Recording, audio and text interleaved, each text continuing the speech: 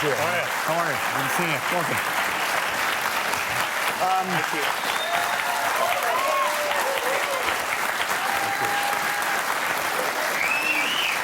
Congratulations. It feels like it's starting to take hold, isn't it? The changes on the team? Yeah, we're getting there. We're going north. You know, we're floundering for a little bit. And every team goes through an evolution. You crawl, then you walk, then you run, and then the last one's the hardest when you sprint. And I think we're running now. We're in that third step. If you have an asset, if you have a player you want to get rid of, do you call every team short of the ones in your division? Yes. No, you call the ones in your division, too. There's the only rule historically I've had is I don't like trading goalies or goons in my division, guys that fight a lot. You don't want a guy to come back in your building and smack people around. You just came out and talked about that, about how I mean, a rat is a player who goes around and just pokes around and causes trouble and will never fight, will never really stand up for their own actions. And that you said without enforcers, rats are taking over the game. That's a big problem in our game right now. I think there's less accountability by the day. It used to be when you were a hockey player. Actually, go back in the NHL, and star players were expected to fight their own fights in the old days. People forget that Bobby Orr had over 50 fights as a pro. Yeah, Larry Robinson pounded people. Yeah, so Bobby Orr, like the quintessential, everyone thinks the most beautiful hockey player maybe ever, the most poetic in motion, maybe the most skilled ever. 54 fights, I think he had. And he fought tough people. So there was an era when they had to fight their own fights. And then someone said, wait a second. Rather than have him in the box for 5 minutes, let's have a teammate fight for him. And then you got into the 70s and the Broad Street Bullies. And then fighting became a tactic. We had a 3-hour game. Now we're back to where fighting has a much more marginal role than it did. But I worry where we're going with this game when the rats take over. Because right now, people are doing crazy things, so they're not afraid of what happens on the ice. What do you do if you have a rat on your team? Well, I don't have rats on my team. But you must have had them over your career. No, I don't want to get rid of them. Really? Yeah. Or do you give a player an opportunity? Do you pull them aside and you say, you're a rat, you need to change? You need to fight is what you need to do. If you're going to run around, you need to fight. You tell that to a player? Absolutely. And have you had players say, I can't do that? No, they don't. If they don't do that, they play somewhere else. I don't like... This game has to have accountability. It always has. I don't mind players that run around and hit. Mike Brown runs around and hits on our team, but he backs it up. And that's all I've asked my players to do. If a guy won't do that, then don't run around. I don't mind that a player doesn't want to fight. Then don't run around. Then be a hockey player. Right. Don't be a rat. You have this, Tim Thomas is not your guy, neither is Alexander Ovechkin. Tim wouldn't go to the White House for political reasons. Alex wouldn't go to the All-Star game because Alex is, I think, a baby. But that's just me. Listen, that's just my opinion. But when you manage a player who makes a decision like that, if you agree with them, that's one thing. But if you disagree with their position, how do you deal with that? Well, I don't. First off, Tim Thomas played for me on a national team with Team USA and in the Olympics. So I know him well and I like him. I know Alexander Ovechkin well, a little bit, not as well, but I really like him too. He's a good guy. And generally, I can't stand GMs who weigh in on things that don't involve their player. So when a player gets suspended, someone will come to me and say, did you think it was worth 3 games? Did Shanny get it right? I'm like, it's not my player. It's none of my business. These two instances are different because I think it affects how people perceive the game. Yeah. I've been to the White House with the Stanley Cup. I'm a lifelong Democrat, and I was there with a Republican president. I didn't feel it was my place to make any observation about that at all. The White House visit, and I wish the Prime Minister would start doing this with the NHL teams. It's a cool thing. That's a celebration of team excellence. That's not a political statement. And in my mind, those two worlds, I can't imagine where they overlap, but they don't overlap when your team is invited to the White House. That's clear to me. Second thing here is this. I know Alex Ovechkin is he's a good kid, he is, but I disagree with this. The All-Star game is a celebration. The fact that you don't like a suspension, I think every player that's asked to go to the All-Star game should be honored to be there. Our fans love that game. Our sponsors and partners love that game, and I think everyone that's invited should go. Does a GM ever have to talk to a player and say, listen, you got to be at an event like this. You can't walk away? I can tell you what would have happened if this were Tim Thomas on my team. I would have said, you really don't have a choice here. You have to go. It's for your team, and I'm not backing you up on this if you don't. I'm gonna take the public view that what you've done here is wrong, and I'm not backing you up. And I love backing up my players. Right. And I would have told Alex the same thing. I expect you to get on a plane and get your butt to Ottawa. The thing that has worked so well for you, aside from the fact that the team has started to win, is that you're very upfront. You have changed the culture of hockey, and I think you're going to change the culture of sport. I want to start with this. I'm going to play a clip with Mark Tewksbury. We were talking to Mark Tewksbury about you. I think with you know, Brian Burke now speaking to a lot of LGBT audiences and issues and about this issue. Yeah. I used to think it had to be the player that changed, and I realized it has to be the management. And the leadership has to create the environment where the player feels safe enough to come out. So the more Brian Burkes do it, it's going to happen. That's a big statement from Mark Tewksbury, that you have changed. Like hockey, sports in general has been a place that has been perceived to be homophobic. Hockey's still tough, even in a dressing room. And with your personal story with your son, you've really stepped up.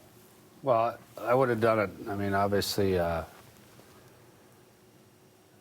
some of this stuff isn't easy to talk about. I would have done it because it's the right thing, and it's because what my son stood for. Would have preferred to do it with him, but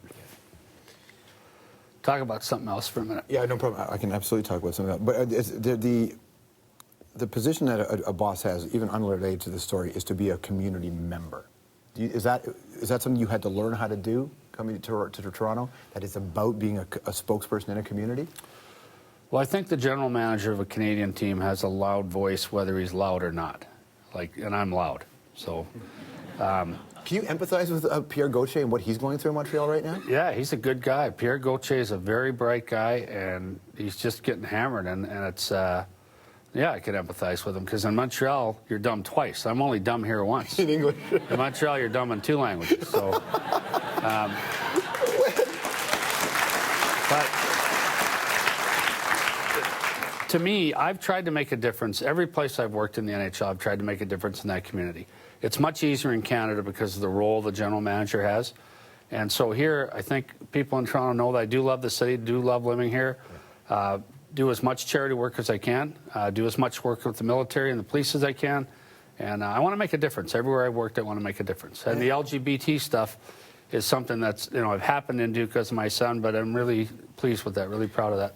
You were honored by, with an award in the community. You let the gay men's hockey team skate, I believe, at Rico. This is stuff. And the biggest thing you said, you came out and said, a gay hockey player is welcome on my team. Yeah. When Tewksbury was on, and people see the conversation soon, he said that he has counseled gay players, saying, here's how you could deal with it. So we know that there are gay players in the NHL. Would you counsel a player, like as a GM? I'm sure they would come to you before they would make a decision. Can you foresee a time when this is going to happen? Oh, it's going to happen. Yeah. It's going to happen. And it's going to take less courage than that player thinks. Like right now, a player who's contemplating that is thinking the whole world's going to be arrayed against him.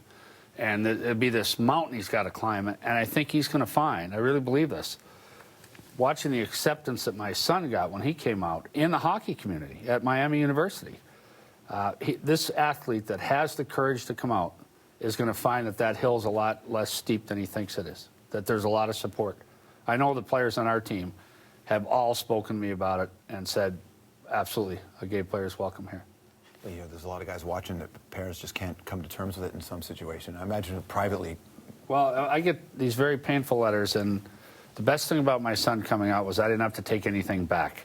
And that's what I tell parents is, there is a chance. You talk to statisticians, 10%, 15%, whatever it is, people who are born gay, and there's a chance that your child's going to be gay. So in our house, everything was about acceptance. No racial humor tolerated, no jokes about gay people, no jokes about handicapped people. It was all, everyone is worth your time. Everyone has dignity. Everyone deserves your respect.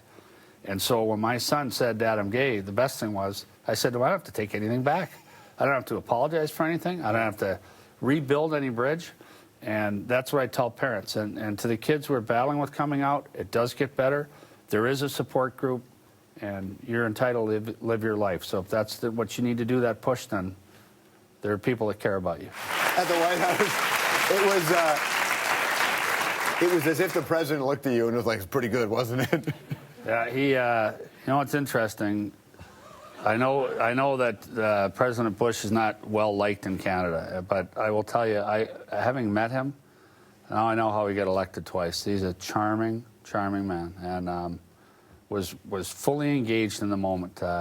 You go in the blue room before you go into the main reception, and a half dozen people get to meet the president, and it's, okay, this is Brian Burke, photo, get the hell out of the shot. It's the next person's turn. Yeah. And a naval aviator introduces you. So this young woman said, Mr. President, this is Brian Burke, he's the and Mr. President Bush said, hold on, I know who he is. He said, you brought the Stanley Cup to Pendleton to see my boys. Like, he knew that. Like, 3 days after we won the Cup, I brought it to Camp Pendleton, which is the largest Marine base in North America, or in the United States anyway. And it's just south of Anaheim. And it's huge. It's bigger than the state of Rhode Island. And they have a section there for the wounded warriors, guys that were wounded in Iraq and Afghanistan. I brought the Cup down. The president knew that, and I was amazed, the charm of this guy. Unbelievable. Sure. Absolutely. Okay, some questions about work, because you've been lauded as a great manager and a great boss. So as a boss, true or false, when I succeed at a task, it is usually because I worked hard. True. True. True or false, whether or not I get a big project completed mostly depends on my coworkers. True. When I devise a plan, I am certain I can make it work. True or false? True. When you were a boss and somebody microwaves fish down the hall, how do you handle it? Microwave fish. Yeah, because when someone does in the office here, you can see people react so terribly. Do you, because it's one of the no's, do you ever have to deal with any of that office politics? Yeah. You did, really? Yeah. Are you the fish microwaver? No, I don't. Who microwaves fish? People Who does do. that? Who does that? What's the best way to keep people motivated? Show them success. People will do anything to support a business venture or a sports team that they think will be successful. This is what it's all about. It's all about a parade. There is nothing like it. We didn't have a parade in Anaheim. We had a rally at our rink. But there is nothing like when you hoist that cup over your head from a professional standpoint, and if you get your staff, your scouts and coaches and players believing that you can get them into the hunt for that, that's the gas. And then you get them going for sure. Yep. The interesting exchange between, we all knew Ron Wilson was going to get the contract extension when he tweeted that he hopes he gets one, because Ron and you are pretty tight about this sort of stuff. But the Twitter relationship is interesting, because it's almost a way where you're getting directly to the fans. How comfortable are you having the Twitter conversation now? Well, I got pushed into this. They've been bugging me to tweet for 2 or 3 years now. And like they asked me even 6 months ago, someone said, do you tweet? And I said, only when I have beans for supper. So I got pushed into this. But I do think, given the amount of information about our team that's simply not accurate, I think it's important to have that outlet.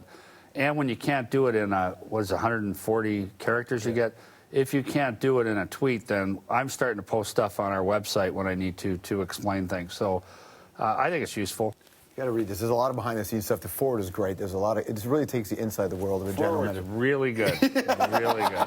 Because he wrote his called Behind the Moves. Brian Burke, everybody.